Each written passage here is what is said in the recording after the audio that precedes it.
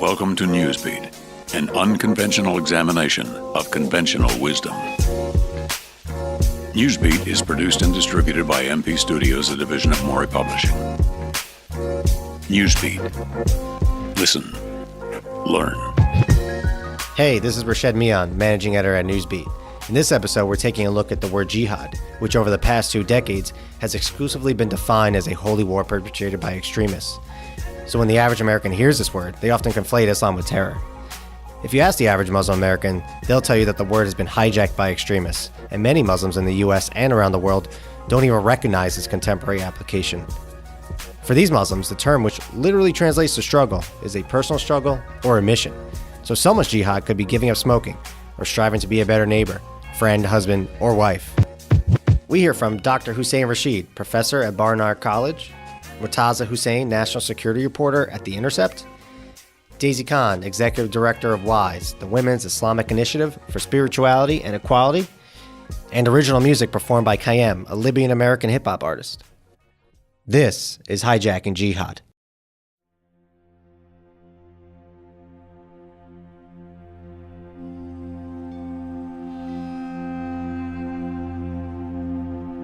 Shall I read you the statement? Donald J. Trump is calling for a total and complete shutdown of Muslims entering the United States until our country's representatives can figure out what the hell is going on. We have to stop them, and we will. We have to defeat radical jihadist terrorism, and we will. Will the jihad defeat America? Why is there no coordinated strategy to defeat the jihad after all this time? Today's hearing will be the first in a series of hearings dealing with the critical issue of the radicalization of Muslim Americans. 25% of those polled agreed that violence against Americans here in the United States is justified as part of the global jihad. I think Islam hates us.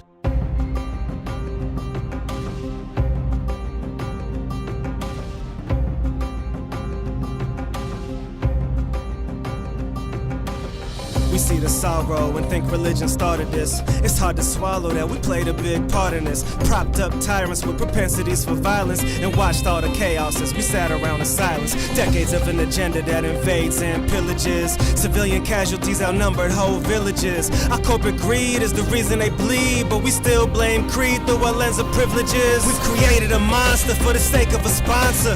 The vacuum's filled with these Muslim imposters. We rolled the dice for oil pipes and sacrificed our soldiers' life. Our homies got a boy and wife who never share a joyful night. The other side, a mother cries. Last war, her husband died. She held her son as they looked into his bloody eyes. Now her son's grown after a life full of crisis. Thinks the only way out is to go and join ISIS. Jihad is not this polemical word that's been turned into in the US media, and also, in fairness, by the terrorists themselves, to mean this sort of killing innocents or some sort of noble action.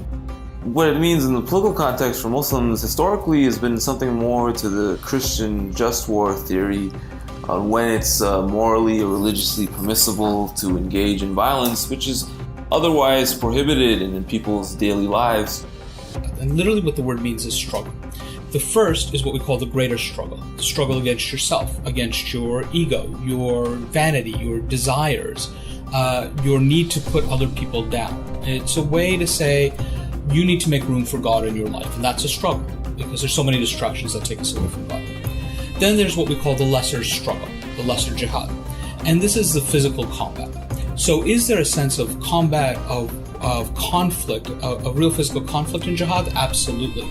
Is it holy war? Not really. We don't have the equivalent of a crusader's language. Okay, you're calling for an American jihad. When you say jihad, what do you mean? Well, I looked it up to make sure that I was being consistent with the spirit of the word, which is a struggle against non-believers. Non-English words are scary to the average listener. And so they use words like jihad, sharia, taqiyya. And so you get people then saying, well, these Muslims want to commit jihad. And the fact of the matter is that Muslims are in a struggle every day of their lives to be the best type of individuals that they can be. So it's not a false statement, but it's not a true statement either when you hear every Muslim wants to commit jihad. One of the things we've seen in the modern period is a group like Daesh, the so-called Islamic State, has called Sunni Muslims and Shi'i Muslims and Sufi Muslims all unbelievers. Yazidis, Christians and Jews, all unbelievers. They have no ability to make that declaration, and these are all communities that are recognized in the Quran. And so what it tells us is that they're trying to fight a war of expansion, and they're trying to do something with this language to give themselves religious legitimacy. But there's also the same group that their number one purchase is Islam for Dummies. So I don't know what that tells us about their understanding of the religion. These terrorists, for instance, have adopted a very modern phenomenon, which is the act of terrorism, for killing innocent people in a public place to achieve some political or ideological program. There was no historical precedent for anything like this happening in Islamic history. Jihad, as existed, referred to a war between empires or nations which was declared by a ruler. There was nothing to do with indiscriminate violence by individuals or groups or cells. It was a form of intercommunal conflict such as you have had throughout human history. Now the terrorists, they're making their own version of it, and this version has gotten traction because they've been employing it for the last few decades, most recently with this group ISIS, to mean the indiscriminate asymmetrical warfare against civilian populations, which is seen as a religiously justified. Now, words change based on how people employ them, and now this word is changing. It's just becoming a new concept. Is the leader of ISIS out of hiding? Days after he was reportedly wounded, perhaps even killed in an airstrike. An audio message purportedly of Abu Bakr al-Baghdadi. ولن يفت من عزمها ويا جنود الدولة الإسلامية امضوا في حصاد الأجناد فجروا براكين الجهاد في كل مكان. In the message, he calls the US-led coalition terrified, weak, and powerless, and calls upon his followers to erupt volcanoes of jihad everywhere. They say jealousy of freedom is the reason that they hate. Like all Muslims come from the same place. 18% of the world's Muslims are Arab, and the biggest group in the States is African American. Indonesia's biggest Muslim country by comparison. Ignoring the diversity is ignorant and arrogant. Jesus, the most quoted prophet in the Quran, and there's a chapter called Mary named after his mom. We revere the same prophets from Abraham to Moses. ISIS is an enemy in case you didn't notice. Who's been their biggest victims around? Think Muslims. Who put the most boots on the ground? It's Muslims. Polytheists and Jews were among Medina's residents. The Charter of Medina was a work without precedent. Multi-religious contribution helped form the Constitution. No taco walls or bans like our president. It has to do with the Beirut barrack bombings, the Iranian Revolution, the OPEC oil crisis. So I think there are a variety of factors that sort of helped put Muslims as America's new boogeyman that coincided with the fall of the Soviet Union, and we needed a great enemy to battle against, and I think Muslims just fit into that role. It's important to remember that the Iranian Revolution was spearheaded by a cleric named Ayatollah Khomeini, who was anti-Western, and he was intent on transforming Iran from a secular nation to one guided by religious principles. And as the revolution took hold, Americans were increasingly becoming introduced to Islam through images of death chants to the United States. As a result, this hijacking of American citizens shaped the perception of the ordinary American. It was a negative perception. And still, people in America didn't think that the ideology of the Iranian Revolution was widespread because nobody on the mainland of America had been attacked. After the 9/11 attacks, many Americans began to view Muslims with suspicion. The term jihad would soon become commonplace, thanks to the resulting wars in Iraq and Afghanistan. And as the years progressed and the war on terror expanded, Islamophobia, once a form of discrimination espoused by a local fringe, entered mainstream politics. There were protests over plans to build a mosque and a community center alone in Manhattan. Congressman Peter King began holding hearings on the radicalization of American Muslims. Today's hearing will be the first in a series of hearings dealing with the critical issue of the radicalization of Muslim Americans. And White House hopefuls resorted to fear-mongering to drum up support. Shall I read you the statement? While there's no doubt that Muslim communities have had to address some forms of extremism, there's been little evidence offered to support the mainstream narrative that Muslims are more prone to committing violence than other religious groups. These extremists are no more representative of the Muslim community than Timothy McVeigh, Jared Lee Loughner, or Dylan Roof to Christianity. The Islamophobia sentiment emerging out of the current White House, I think Islam hates us. is in stark contrast to the messaging coming out of the Bush administration following 9/11. In a visit to the Islamic Center of Washington 6 days after the attacks, Bush said, "The face of terror is not the true faith of Islam. That's not what Islam is all about. Islam is peace. When we think of Islam, we think of a faith that brings comfort to 1 billion people around the world. America counts millions of Muslims amongst our citizens. Muslims make an incredibly valuable contribution to our country." But when you consider that Muslims are often discussed exclusively in national security terms, there's no wonder some Americans have a distorted impression of who Muslims really are.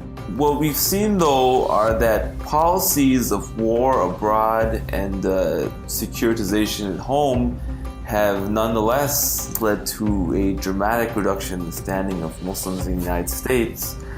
And it's manifested in mass surveillance policies like the NYPD surveillance, as well as national policies of scrutinizing, cracking down on Muslim organizations and activists, which have, in the broader context, led to reducing the standing of Muslims and also making them being viewed as something of a fifth column by many of their fellow citizens.